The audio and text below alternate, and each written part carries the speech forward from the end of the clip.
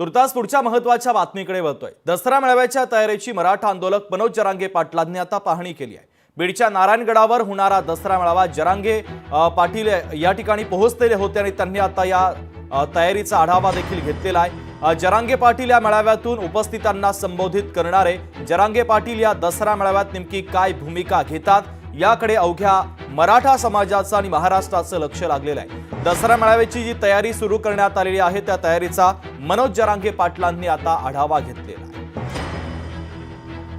आता सगळ्याला आनंद आहे किंवा प्रत्येक जण आज वाट बघतोय। आता दसरा कुठल्या कोणत्या दिवशी लवकर येतोय, कसा जवळ येईल असा प्रत्येक जण आता वाट बघायला लागलाय। खूप प्रचंड मोठी व्यवस्था केली आणि अशी अप्रतिम व्यवस्था जी आमच्याकडून तिथं काही काटकसर राहिली होती अंतरवालीच्या कार्यक्रमाच्या वेळेस इथं ती सगळी भरून निघाली।